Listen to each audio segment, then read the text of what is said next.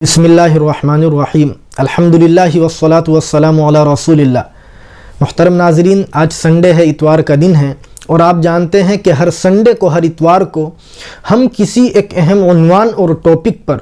ज़रूरत के बुनियादी और बेसिक 10 मसाइल हवालों के साथ आपकी खिदमत में पेश करते हैं। तो आज भी इंशाअल्लाह हम सफ़र से मुताल्लिक़ 10 अहम और बेसिक मसाइल हवालों के साथ आपके सामने पेश करेंगे। जैसे हम मुसाफिर शरई कब कहलाएंगे और हम घर से निकलने के कितनी दूर चले जाने के बाद में शरअन मुसाफिर कहलाएंगे। क्या हम स्टेशन और एयरपोर्ट पर जाकर नमाज़ों में क़स्र करेंगे या पूरी नमाज़ें पढ़ेंगे। इसी तरीक़े से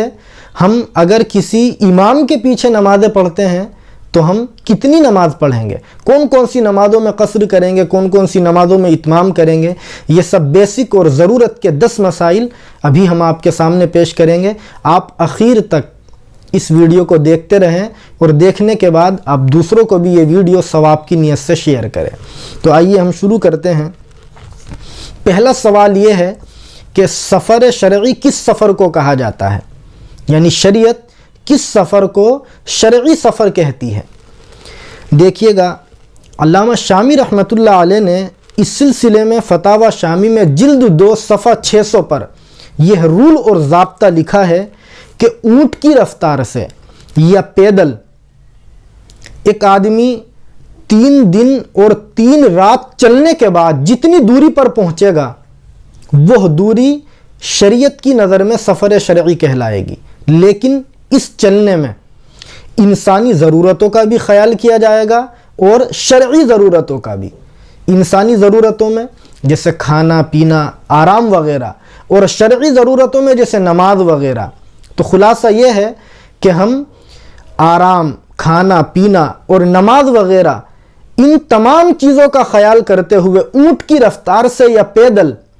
3 दिन 3 रात चलने के बाद जितनी दूरी पर पहुँचेंगे वो दूरी शरीयत की नज़र में सफ़र शरई कहलाएगी और आदमी इतनी दूर चले जाने के बाद में शरअन मुसाफिर कहलाएगा। उस पर सफ़र के अहकाम लागू किए जाएंगे। दूसरा सवाल यह है कि इस ज़माने में किलोमीटर के एतबार से एक आदमी कितने किलोमीटर सफ़र करने के बाद में शरअन मुसाफिर कहलाएगा कि उसके लिए नमाज़ों में क़स्र करना वाजिब हो जाए। देखिएगा, अल्लामा शामी रहमतुल्लाह अलैह ने इस सिलसिले में फतावा शामी में जिल्द 2 सफ़ा 602 पर यह रूल और ज़ाब्ता लिखा है कि फ़िक़ह में सफ़र की दूरी का अंदाज़ा मील और किलोमीटर पर डिपेंडेड नहीं है, बल्कि 3 दिन और 3 रात की पैदल या ऊँट की रफ्तार से ट्रैवलिंग पर यह चीज़ डिपेंड करती है। अब ये दूरी कितनी होगी इस ज़माने में, इस सिलसिले में जो हमारे फ़ुक़हा हैं, जो हमारे मुफ्तियान किराम हैं, उनकी अलग अलग राय हैं। बुनियादी तौर पर ख़ुलासा हम इसका ये समझे कि 2 चीज़ों में नज़रियात का इख्तिलाफ़ है, 2 चीज़ों में अलग अलग राय हैं। एक तो ये कि इस सिलसिले में मील शरई का एतबार किया जाएगा या मील अंग्रेज़ी का। कुछ लोग मील शरई का एतबार करते हैं, कुछ मील अंग्रेज़ी का। और दूसरा इख्तिलाफ इस चीज़ में है कि हम 48 मील का एतबार करेंगे या 45 मील का। कुछ लोग 48 का एतबार करते हैं, कुछ 45 का। इस वक्त खुलासे के तौर पर हम 2 बातें समझे। पहली बात तो ये कि अगर हम 48 मील अंग्रेज़ी का इस सिलसिले में एतबार करते हैं, यानी हम उन मुहक्किकीन की, उन इस्लामिक रिसर्च स्कॉलरों की बात मानते हैं जो 48 मील अंग्रेज़ी को इस सिलसिले में मोतबर मानते हैं, तो इस ज़माने में 77 किलोमीटर सफ़र करने के बाद हम शरई तौर पर मुसाफिर कहलाएंगे। और अगर हम इस सिलसिले में उन लोगों की बात मानते हैं जो 45 मील शरई को मोतबर मानते हैं, तो हम इस ज़माने में 82 किलोमीटर 246 मीटर सफ़र करने के बाद में शरअन मुसाफिर कहलाएंगे। इस ज़माने के जो मुफ्तियान किराम हैं, जो तहक़ीक़ी बात लिखते हैं, वो लिखते हैं कि इन दोनों बातों में ज़्यादा बेहतर और एहतियात इस बात में है कि हम 82 किलोमीटर 246 मीटर पर अपने आप को शरअन مسافر مانیں اور اتنا سفر کرنے کے بعد ہم نمازوں میں قصر کریں۔ لیکن آپ کو اختیار ہے کہ آپ اس والی بات کو بھی فالو کر سکتے ہیں اور اس والی بات کو بھی، یعنی 177 کلومیٹر والی بات کو بھی مان سکتے ہیں اور 82 کلومیٹر 246 میٹر والی بات کو بھی ہم مان سکتے ہیں۔ اور اگر اس سلسلے میں خود ہم سیٹسفائی ہونا چاہتے ہیں تو بہتر ہے کہ ہم بہت ساری کتابیں ہیں جیسے جواہر الفقہ ہے، احکام السفر ہے، ہم ان کتابوں کی اسٹڈی کریں، مطالعہ کریں تو ہم خود سے بھی اس سلسلے میں سیٹسفائی ہو سکتے ہیں، مطمئن ہو سکتے ہیں۔ تیسرا سوال یہ ہے کہ شرعی مسافر پر کون کون سی نمازوں میں قصر کرنا واجب ہے؟ دیکھیے گا علامہ شامی رحمۃ اللہ علیہ نے اس سلسلے میں فتاوی شامی میں ہی جلد 2 صفحہ 603 پر یہ فتویٰ لکھا ہے کہ اگر کوئی مسافر تنہا نماز پڑھ رہا ہے، وہ کسی امام کی اقتداء میں نماز نہیں پڑھ رہا ہے، یعنی کسی مقیم امام کے پیچھے وہ نماز نہیں پڑھتا بلکہ اپنی الگ تنہا نماز پڑھ رہا ہے، تو اب اس کے لیے 4 رکعت والی نمازوں میں قصر کرنا واجب ہے، یعنی جیسے ظہر کی نماز ہے، عصر کی نماز ہے اور عشاء کی نماز ہے، تو ان تینوں نمازوں میں بجائے 4 رکعت پڑھنے کے اس کے لیے ضروری ہے کہ وہ 2 رکعت نماز فرض ادا کرے۔ لیکن یہ ہم سمجھیں، اگر ہم سفر میں جانے کے بعد کسی ایسے امام کے پیچھے نماز پڑھ رہے ہیں جو وہاں کا رہنے والا ہے، جو مقیم ہے، مسافر نہیں ہے، تو اب ہم اس کی اقتداء کی وجہ سے ان تینوں نمازوں کو بھی مکمل 4 رکعت ہی پڑھیں گے، اب قصر نہیں کریں گے۔ چوتھا سوال یہ ہے کہ کیا شرعی مسافر بننے کے لیے نیت کرنا لازم اور ضروری ہے یا بغیر نیت کے بھی ہم شرعاً مسافر کہلائیں گے؟ دیکھیے گا فتاوی ہندیہ میں جلد 1 صفحہ 139 پر اسی طریقے سے علامہ شامی رحمۃ اللہ علیہ نے فتاوی شامی میں جلد 2 صفحہ 600 پر یہ فتویٰ لکھا ہے کہ شرعی طور پر مسافر وہی شخص کہلائے گا جو سفر شرعی کی نیت کر کے اپنے گھر سے نکلے، بغیر نیت کے سفر کرنے والا شخص شرعاً مسافر نہیں کہلائے گا۔ 5واں سوال یہ ہے کہ کیا سفر میں نمازوں میں قصر کرنا واجب اور ضروری ہے؟ اگر کوئی شخص سفر میں 4 رکعت والی نمازوں کو بجائے 2 کے مکمل 4 ہی پڑھ لے تو اس کی نماز ہوگی یا نہیں ہوگی؟ شریعت اس سلسلے میں کیا کہتی ہے؟ دیکھیے گا، ہم بنیادی طور پر یہ سمجھیں، فقہا لکھتے ہیں کہ فقہ حنفی میں نمازوں میں سفر شرعی میں جانے کے بعد میں قصر کرنا صرف جائز نہیں بلکہ واجب اور ضروری ہے۔ فقہا لکھتے ہیں کہ اگر کوئی شخص سفر شرعی میں ہوتے ہوئے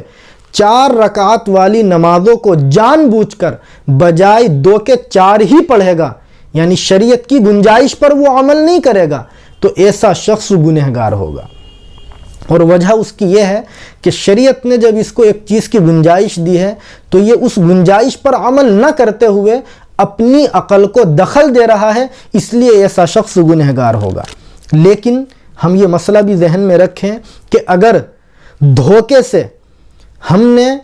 4 رکعت والی نمازوں کو بجائے 2 پڑھنے کے مکمل 4 ہی پڑھ لیا ہے، یعنی ہم جانتے ہیں کہ سفر میں جانے کے بعد 4 والی 2 ہی پڑھنی ہے، لیکن دھوکے سے ہمارا دماغ کہیں اور تھا، ہم نے 4 ہی پڑھ لی، ظہر، عصر یا عشاء کی نماز، تو اب ہماری نماز ہوگی یا نہیں؟ اس سلسلے میں علامہ شامی رحمۃ اللہ علیہ نے فتاوی شامی میں جلد 2 صفحہ 609 پر یہ فتویٰ لکھا ہے کہ ہم اگر دھوکے سے بجائے 2 رکعت پڑھنے کے پوری 4 ہی پڑھ لیتے ہیں تو یہ دیکھا جائے گا کہ ہم پہلے قاعدے میں یعنی 2 رکعت میں تشہد کے بقدر بیٹھے تھے یا نہیں۔ اگر ہم 2 رکعت میں پہلے قاعدے میں تشہد کے بقدر بیٹھ گئے تھے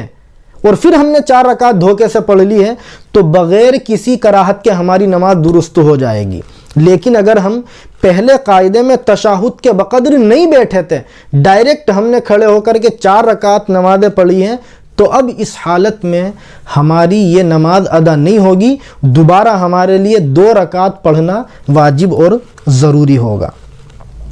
6واں سوال یہ ہے کہ سفر میں سنتیں اور نفلیں پڑھنی چاہیے یا نہیں؟ بہت سے لوگ یہ سمجھتے ہیں کہ سفر میں سنتیں اور نفلیں نہیں پڑھنی چاہیے، گناہ کی بات ہے۔ دیکھیے گا فتاوی دارال علوم میں جلد 4 صفحہ 445 پر اس سلسلے میں صاف لفظوں میں یہ فتویٰ لکھا ہے کہ اگر مسافر کسی جگہ اطمینان کے ساتھ ٹھہرا ہوا ہے، اسے سفر کی جلد بازی نہیں ہے، تو بہتر یہ ہے کہ وہ فرضوں کے ساتھ سنن مؤکدہ بھی پڑھ لیں، اور اگر وہ جلدی میں ہے تو پھر سنن مؤکدہ چھوڑنے میں بھی اس کے لیے کوئی حرج نہیں ہے، گناہ نہیں ہے، چھوڑ سکتا ہے، گنجائش ہے اس کی۔ 7واں سوال یہ ہے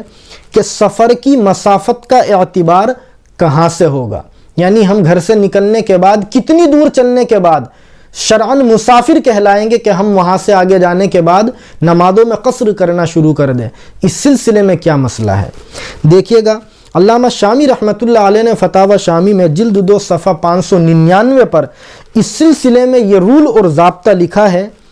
کہ مسافر جب سفر کی نیت سے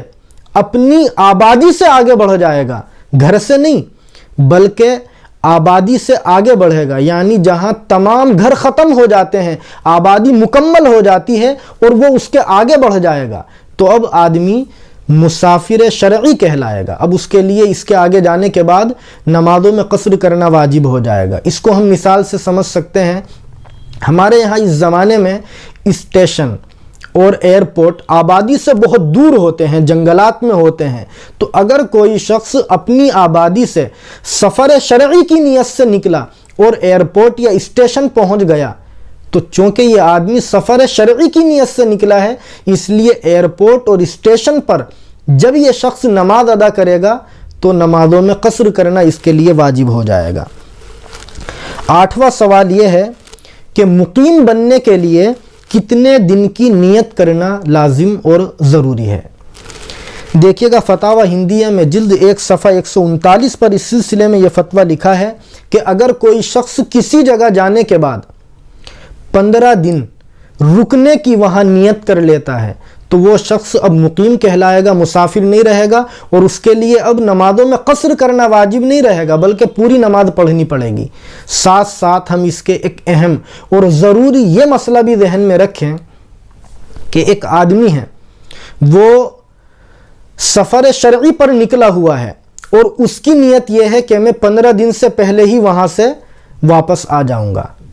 یعنی مثال کے طور پر اس کی نیت یہ ہے کہ میں 10 دن کے بعد وہاں سے واپس آ جاؤں گا، لیکن جب 10 دن پورے ہو گئے تو اس کو کوئی تقاضا پیش آیا اور وہ وہاں پھر 5 دن 7 دن رک گیا، تو شریعت یہ کہتی ہے، فقہا نے لکھا ہے کہ یہ آدمی اب بھی مسافر کہلائے گا، یعنی یہ آدمی ابھی مقیم نہیں ہوگا۔ اسی طریقے سے 5 دن 7 دن اور گزر گئے، اس کا کام نہیں ہوا، پھر اس نے نیت کی کہ چلو 5 دن 10 دن اور رک جاؤں گا، تو اب یہ آدمی پھر مسافر کہلائے گا، مقیم نہیں کہلائے گا۔ یعنی اس طریقے سے یہ جتنے دن بھی یہاں رہ لے گا یہ مسافر ہی کہلائے گا، مقیم نہیں رہے گا۔ ہاں اگر کسی وقت میں اس نے وہاں کنٹینیو 15 دن رکنے کی یا اس سے زیادہ رکنے کی نیت کر لی تو اب اس نیت کے بعد ہی یہ آدمی مقیم کہلائے گا، اب یہ مسافر نہیں رہے گا، اب اس کے لیے پوری ہی نمازیں پڑھنا واجب اور ضروری ہوگا۔ 9واں سوال یہ ہے کہ ایک شخص نے کسی جگہ 15 دن رکنے کی نیت کر لی اور اس نے نمازیں پوری پڑھنا شروع کر دی، لیکن پھر اس کا پروگرام 15 دن سے پہلے ہی سفر کا بن گیا، تو اب یہ شخص کیا کرے گا؟